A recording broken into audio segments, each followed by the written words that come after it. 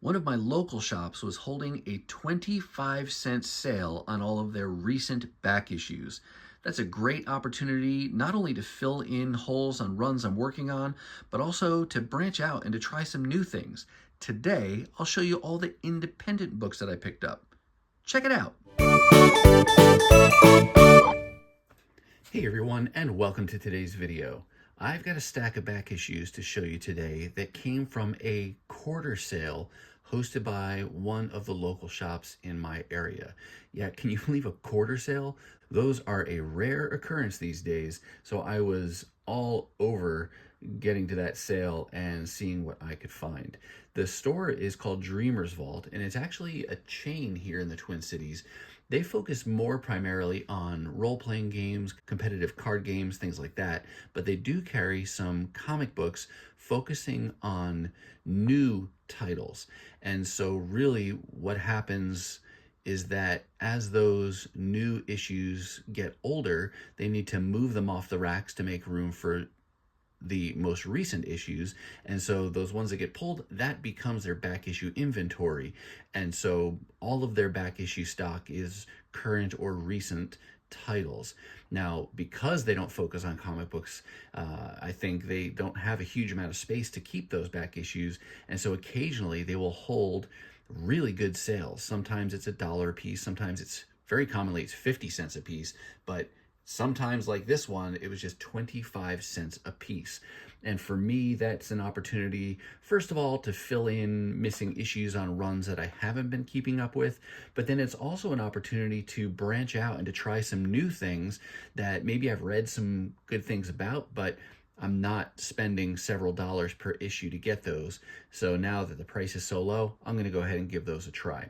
So that's what we're going to show you today. The other thing I'll tell you is that these are all the independent titles that I picked up at the sale. I did pick up some Marvel books and some DC books, but I showed those in separate haul videos, which I will link to down below in the description of this video in case you want to go check those out. But just so you know going in that these are all going to be books like IDW, Image, things like that. So without further ado, let's go ahead and get to this haul. Starting off, I did pick up a couple single issues from the Teenage Mutant Ninja Turtles series of titles done by IDW. This issue here that you're seeing is the annual from 2023, and honestly, I can't remember exactly why I picked this up. It may have just been that the cover jumped out at me, and it's a little surprising also because I am reading the Turtles titles, but I'm doing so in the form of the oversized hardcovers that IDW comes out with to collect in reading order all of the issues related to the Turtles.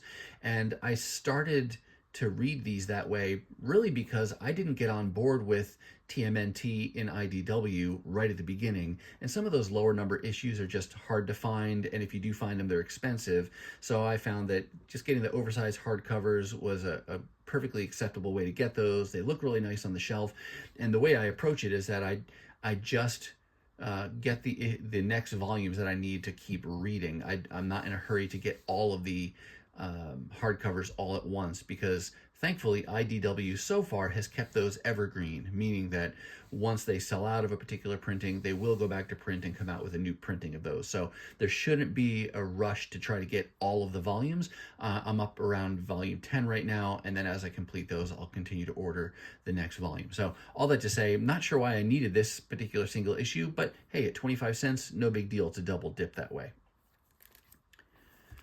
I also got this copy of Last Ronin, The Lost Years. I think this is issue number 1. Yeah, issue number 1. This is the B cover. This would not be collected in those oversized hardcovers. So if I'm going to get it, I either have to find the single issues, or if they've done a smaller collected edition of these, that would be an option. But when I can find single issues for 25 cents, that's definitely the most economic way to go about it. This is nice to find issue number 1 first. Basically, where this fits is that the Lost Ronin story was lost. The last Ronin story was really popular with IDW. Basically, a far future story where all of the turtles have died and there's just one turtle left, and his identity is left mysterious until you start reading the series. And because of the popularity on that, I think they're trying to take advantage of that. And now they're doing some Lost Years, which is that time in between the stories that we're reading today and that future last Ronin story. And this was a 5-part limited series, and hopefully I can find the other issues at some point. So far, just number 1. The other thing I can tell you about this is that it is a different format from the other last Ronin series that they've done. The others have been a taller, a naturally oversized format, and they've been square bound. This is just a traditional standard size comic book, bound with staples the same way that you'd see, any other average comic book. But still happy to find issue number 1. If you've watched my channel at all, you've probably heard me say that Transformers is my first love in comic books, and this was the property that got me into comic book collecting back in the 80s to begin with, when Marvel was doing the title. I got a couple issues from the IDW days of publishing comics. In case you're not aware, Transformers is still currently being published, but it's done under Image right now, and that's been hugely popular for them. I still do love the IDW era overall. I think it was a fantastic time of storytelling and world building for Transformers. And for most of the time that they had the license, it was really strong. Towards the end, it did start to decline some when they rebooted the universe and things. But when it's something you love, it doesn't matter. You're going to get it whether it's good or not at its peak. In this case, I've got pretty much all of the single issues from that era, because I was getting them as they came out for the most part, but I'm always going to pick up variant covers when I find them. This example here is from Transformers Last Bot Standing. Maybe that's like the last Ronin series, where it's in the future, and Hot Rod here is the last one around, and it's a story focused on him. 4 or 5 part limited series, and again, I've got all the single issues, or at least one cover from each of them, and now I'll just continue to pick up the variants as I find them. And for a quarter, hey, that's a great price for picking up a variant. Also got Lost Light number 23. This series was written by James Roberts, and hands down one of my favorite writers of Transformers ever, from any publisher: Marvel, Dreamwave, IDW, Image. I just thought he was a great storyteller, loved his character development. Prior to this title, the same cast of characters was under a title called Transformers More Than Meets the Eye, and probably my favorite series from any Transformers era ever. And just another one where this is a cover I didn't have. This is the A cover, so which means I must have had something like the B cover for this one. But always fun, again, pick up those variants. And then just to show you how much I love Transformers, I will pick up every crossover that they have, including Transformers and My Little Pony. I don't have all of these yet, so I haven't read any of them, and I have no idea how they managed to create a story where it mashes up Transformers with the My Little Pony universe, but they did it. And because I love Transformers so much, I am going to get it. And it's, while it is somewhat far-fetched, they've crossed over with any number of other properties over the years, even at IDW, from Ghostbusters, Terminator, Star Trek, Back to the Future. There's been a number of things. So they brought Visionaries in, and some of those are more believable than others, but still, I love Transformers, so I'm going to get it. And even though I was never a My Little Pony fan, I am a child of the 80s, so seeing those characters is still nostalgic for me, because I remember seeing the toys in the toy store. And did they have a TV show? I don't even remember. I think they had a movie, but I don't know if they had a show. They probably did. But anyway, nostalgia wins. Transformers, and it doesn't matter who they're teaming up with, I'm going to get it.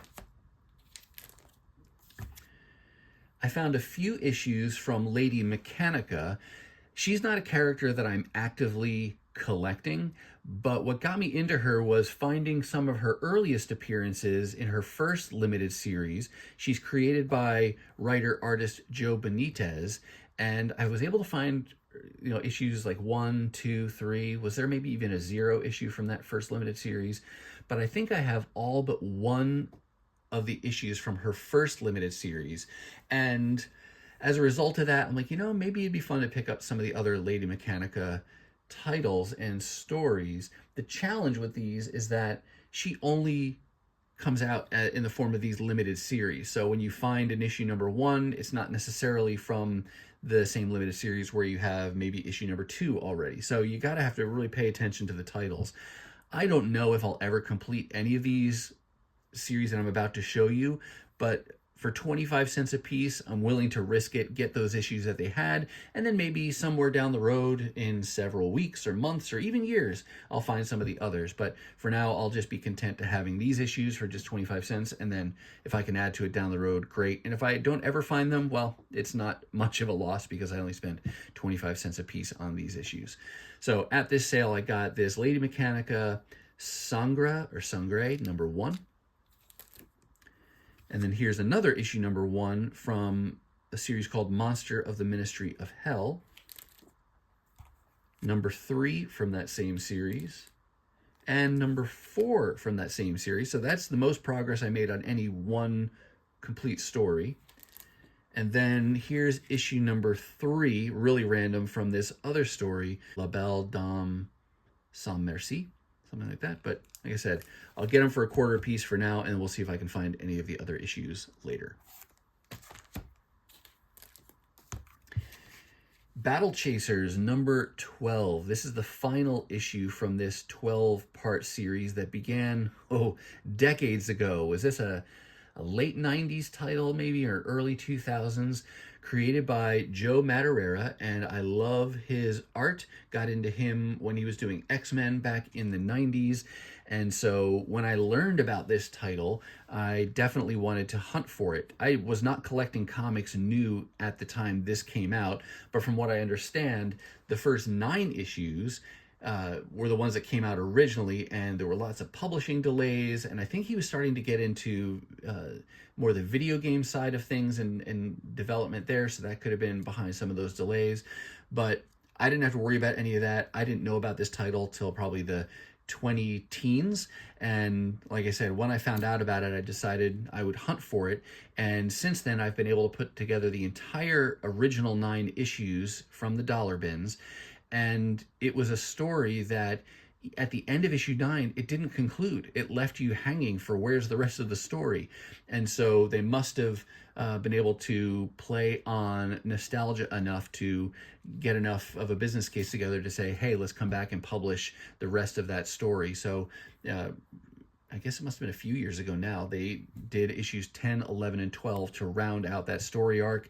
And I think they left us hanging saying, maybe there'll be some future story someday, but I'm not going to hold my breath. I think it's probably going to be done after these 12. But it's another series where, because it's been so fun to hunt for those issues, now that I have all 12, I'll continue to keep my eyes peeled for variants that I didn't get the first time around. And I think I'm down to now just a handful or so to be able to have a completely comprehensive full run of Battle Chasers, but no intrinsic value, just been a fun thing to hunt for. So there's one more copy for issue 12 that I needed. You heard me say at the beginning that this kind of a sale is a great opportunity for me to try titles and stories that otherwise I would never have collected. And this next set of issues is a great example of that. This is Birthright, written by Josh Williamson and art by Bresson. I don't know his first name, but this was a story that was kind of on my radar for a while because it's a fantasy genre and that's appealing to me. And then Josh Williamson is writing the current G.I. Joe series over at, or not over at Image, this is Image as well, but at Image. And I've liked what he's written there. So those two things were already kind of catching my interest. But the biggest thing that really got me started on collecting this title actively is that I got lucky enough to find a copy of issue number 1 in a dollar bin a while back. And that's really the key for me. I may think the story is kind of cool looking from, as an outsider looking in, but in the independent books it's sometimes really hard to find that issue number 1. They can spike in value because someone expects it to be a key, so that means it's hard to find, or when you do find it, it's more expensive. But when I can find that issue number 1 for really cheap, then usually that's the piece I need to have in place to say, all right, now let's go for it. If I can find some more of these issues, the rest of these issues, let's do it and let's complete this whole series. This series ran for 50 issues, and I would normally like to get them as in order as possible, so that way I could read chunks of the story as I collect it. But when you find a 25-cent sale, that kind of all goes out the window, and I'll just take whatever issues I can find because they're so cheap, and then I'll just fill in the rest of the holes later. And so you'll see that as we go through here. This is issue number 9, so random starting point. And then we jump all the way up to issue number 26. And then we get a few in order here. 27, 28, cool cover, some monster train subway thing there. 29, and oh, that's it. So a handful of issues kind of right in the middle of the run, but always happy to find those. And now I got a long way to go before I'll be able to give a good chunk of this a read, but happy to have found these issues. In case you're interested in what the story is here, the basic idea is that this character, when he's a young boy, he is actually transported to an alternate reality, this fantasy world, kind of like a Chronicles of Narnia type of a deal. And he actually grows up there, becomes this seasoned warrior, and then something in the story brings him back to the real world where he's reunited with his family, and that is what kicks off the whole series. And I know there's lots of twists and turns and surprises, and not everyone is what you think they might be. So it seems kind of interesting, and yeah, I'm happy to continue to hunt for this and then eventually be able to read it. If I read it and love it, there are collected editions of this where you could get in, I think, 2 volumes or oversized deluxe hardcovers that might be nice to get. But for now, I'm going to continue to try to piece this together on the cheap like this until I can get a lot more of the story.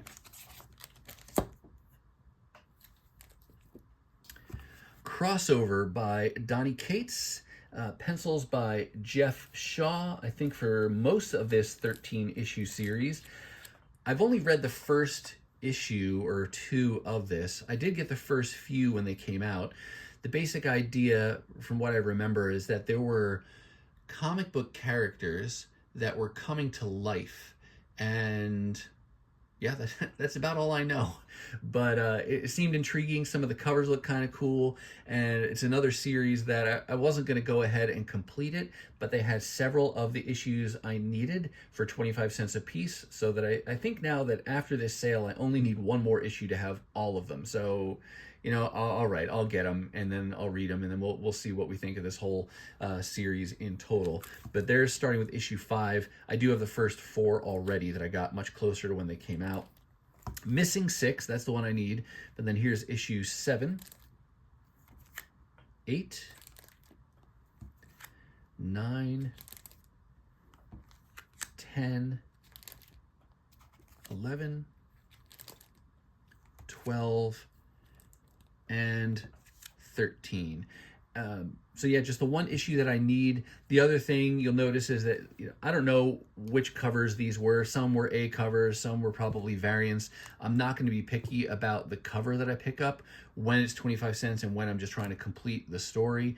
Frankly, I'm in the camp where I think there's too many variants today. It actually, I feel a little like the DC villain Two-Face. Too many choices makes it nearly impossible for me to choose. I would be much happier if you just had one cover, and whether I like the cover or not, that's the cover I get. When you introduce all these variants, then I go, oh, do I want that cover more? Do I like that one better? I don't even know. It's a nightmare of a decision for me. So in this case, though, I'll take what they have at the sale, and now I only need 1 more issue to complete this entire series. Next up, we've got this series called Little Monsters. I was drawn to this by the creative team, which is Jeff Lemire and Dustin Gwynn. I really liked their team up on Descenders, also from Image Comics, and then Ascenders, which was the follow-up series to that.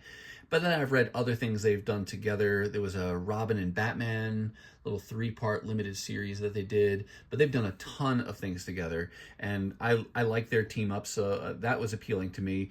And I kind of like vampire stories, so this story here is about a group of kids who are all alone in this post-apocalyptic type of world, and they are vampires. And so that seemed intriguing to me. So another series I thought, if I ever find them cheap, it'd be fun to put together. So far, well, prior to this sale, I had found like the first 4 issues, and I read those. And honestly, I'm not sure yet if I'm gonna like it. It's not clear to me whether or not the kids are gonna be the heroes or if they're really gonna be the bad guys. They just encountered their first regular humans, and so as you can imagine, that may not have gone as well as one would hope. But anyway, I now, as a result of the sale, have all of the issues except issue number 5, which is the next one I need to read. So I won't get to complete this one yet. I got to continue to hunt for issue 5, but I did get the rest of the series, starting here with issue 6, 7, 8, 9, 10, 11, 12, and 13. So really nice progress there. Now down to just 1 issue that I'm missing, and then I can read that whole thing. And again, when they're only 25 cents, if it turns out that I don't love the way the story turned out, then it was very little investment to get that story. Another one that is available in oversized hardcover and other types of collected editions that I could go for if I decide I really love the story. But for now, very happy when I can make that kind of progress on a series to be able to try it out.